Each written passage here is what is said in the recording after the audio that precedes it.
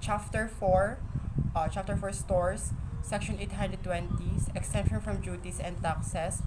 of Stores, customs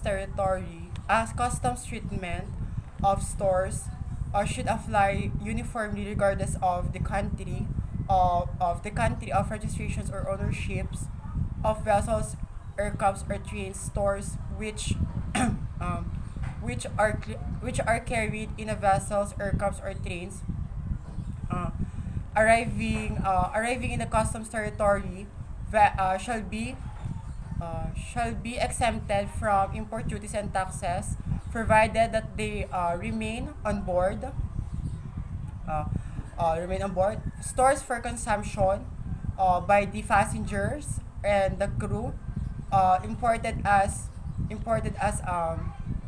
imported as provision by the provisions on international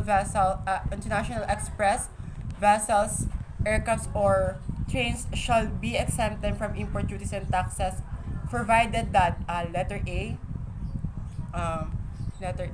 such goods are purchased only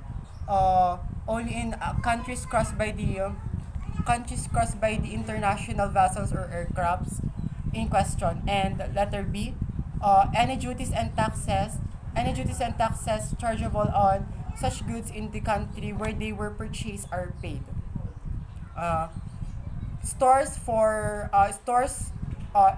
necessary for the operation, stores for operation and maintenance of vessels, aircrafts, or trains which are on board. This means of transport shall be exempted from import duties and taxes, provided further that they remain on board while this means transport are in the custom territory. The Bureau shall allow issue of stores for use on board during the stay of the vessels in the um, custom territory in such quantities as the customs vessels in deems uh, customs authorities deems reasonable, with disregard to the number of the passengers and the crew, and to the length of the stay of the vessels in the customs territory. The Bureau should allow the issue should allow the issue should allow the issue of stores for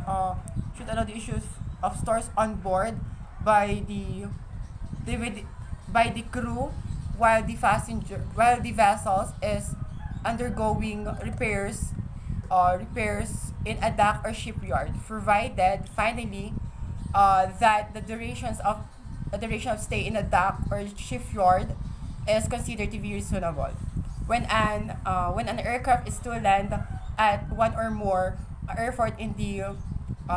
custom territory, the Bureau should allow the issuance of stores for consumptions on board, both during the stay of the aircraft at such intermediate airports during its flights between such airports. um, the Bureau shall require a carrier to take appropriate measure sealing of stores, measures to prevent any unauthorized use of stores, um, including including seal of stores. When necessary, it shall require the removal of stores from the vessels, aircrafts, or trains for the storage elsewhere during the stay in the custom territory when start custom territory only when the Bureau considers it necessary. Vessels, aircrafts, or trains which depart for an ultimate foreign destination shall be entitled to take on board, exempted from duties and taxes, the following. Um, Number one, stores in such quantities as the Bureau deems reasonable with due regard to the number of the passengers and the crew, to the length of the voyage or flight and to any quantity of such stores already on board. Um, Number two,